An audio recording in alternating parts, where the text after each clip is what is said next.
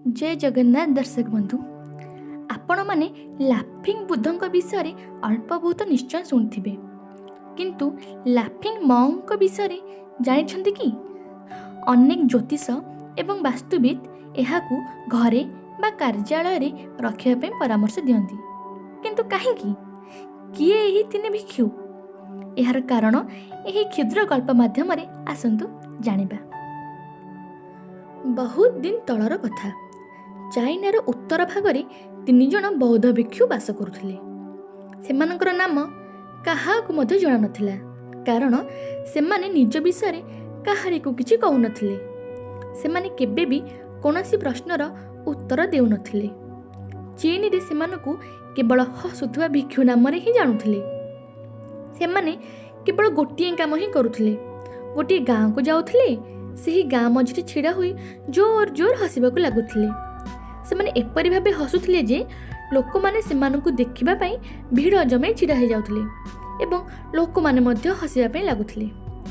ଯେତେବେଳେ ସେ ଗାଁ ହସର ସମୁଦ୍ର ମଧ୍ୟରେ ବୁଡ଼ି ଯାଉଥିଲା, ସେତେବେଳେ ସେମାନେ ସେ ସ୍ଥାନ ପରିତ୍ୟାଗ କରି ଅନ୍ୟ ଏକ ସ୍ଥାନକୁ ଗମନ କରୁଥିଲେ। ସେମାନେ ନା କାହାରିକୁ କିଛି କହୁଥିଲେ, ନା କିଛି ଉପଦେଶ କିମ୍ବା ଶିକ୍ଷା ଦେଉଥିଲେ। सेमाने जेउ स्थान को जाउथिले निज हस द्वारा एपरी माहौल बनै देउथिले जे लोक माने निज दुख कष्ट भूली केवल हसिबा पई लागुथिले। धीरे धीरे चाइनार लोक माने सेमानको खूब स्नेह और सम्मान करबा को लागिले। समग्र चाइना रे सेमाने हसुथिबा भिक्षु नाम रे प्रसिद्ध होई गले, कारण एमानक पूर्वरु किंबा परे केही केबे ए तत्व उपर प्रचार करि नाहंती जे जीवन रे हस ही श्रेष्ठ संपद। जीवन हसर एक गंताघर, आउ किछि नुहे। एणु प्रत्येक व्यक्तिर मन रे खुशी एवं मुखरे हस रहिबा उचित। सेमाने केबे भी काहा उपरे आक्षेप करि हसु नथिले। सेमानक दृष्टि रे जीवन और जगत जे केवल हस एवं खुशीर माहौल। जेमिति कि सेमाने ईश्वरଙ୍କ सृष्टि हस व्यतीत अन्य किछि नुहे बोली भाबी सारछन्ती। सेमाने बिना कोनोसी शब्दर उच्चारण रे समग्र चाइना रे एपरि भाबे आनंदर माहौल सृष्टि करथिले जेपरि पूर्वरु केबे केही करनथिले। केबे जदि कोनोसी लोक सेमानकु तांका नाम पचारुथिले, सेमाने किछि न कहि केवल हसी देई चली जाउथिले। तेणु सेमाने हसुथुबा 3 भिक्षु बा लाफिंग मॉन्क नाम रे जणा जाउथिले। समग्र चाइना रे लोकमानंको हसेଇବା सह समयक्रमे सेमाने वृद्धावस्था रे परिणत होई गले। दिनकर कथा, गोटी ग्राम रे भिक्षावृत्ति करिबा निमंते अटकीथिबा समय रे सेमानक मध्यरु जणे भिक्षुंकर देहांत घटिला। समस्त ग्राम स्तब्ध होई गला। गाँ लोकमानक मनरे स्वतः एक विचार आसिला जे सर्वदा हसुथिबा ही भिक्षुंक मध्यरु जनकर मृत्यु परे अन्य 2 जण भिक्षु निश्चित भावरे दुखरे मियम्राण होई जाइथिबे। जी कि जीवन सारा केबे कांदी नाहांदी, आज निश्चय कांदिथिबे। एहा देखिबा निमंते उत्कंठार सह गाँ लोक माने भिक्षुंक निकटକୁ गमन कले, कारण एमानकु कांदिबार केही केबे देखि नथिले। सकाळ हेबा बेलकु आखपाख समस्त गाँर लोक माने एकत्रित हो जाइथिले, किंतु ए कौन?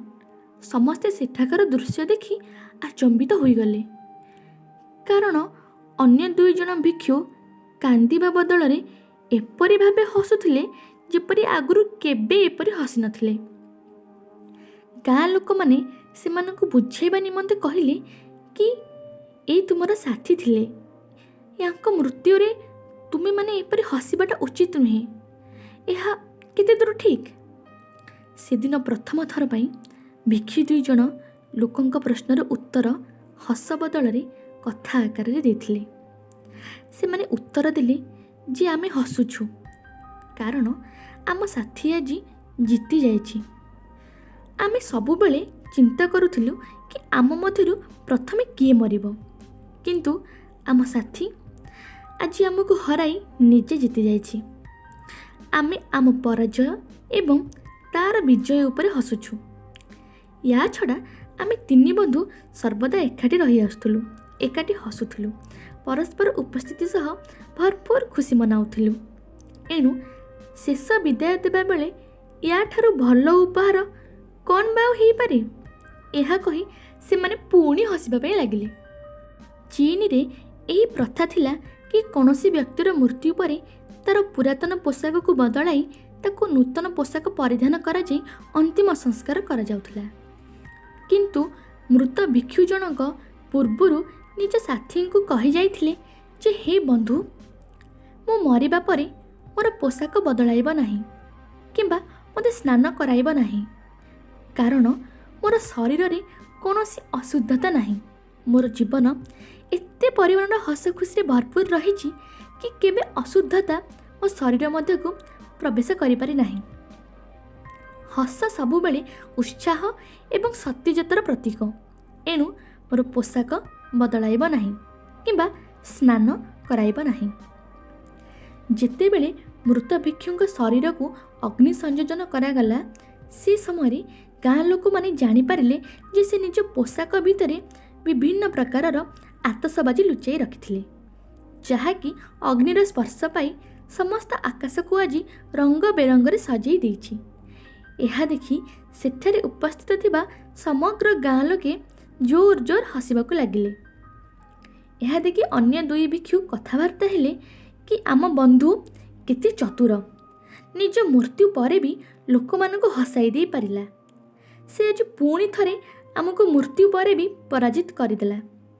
मृत भिक्षुଙ୍କ द्वारा गाँ लोकଙ୍କ मुहरे जो हस फुटी पारिथिला ताहा हेउची से भिक्षुଙ୍କ शेष हस। आमे समस्ते चेष्टा करिबा किपरि आमे लोकଙ୍କ मुहरे हस फुटाई पारिबा। एणु घरे बा कार्यालय रे शांति एवं खुशीर वातावरण बजाई रखिबा पई एही लाफिंग म को वास्तु भावे व्यवहार करिथाउ। एणु दर्शक बंधु ए जीवन हेउची पानी फुटका सदृश। निज मनरे थिबा क्रोध एवं अभिमान को भूली आसंतु निजे हसिबा एवं समस्तଙ୍କୁ हसाइबा। जदि एही कहानीटी आपनकु भल लागिछि तेबे एहाकु लाइक शेयर एवं एही चैनलटी को सब्सक्राइब करंतु। Thank you.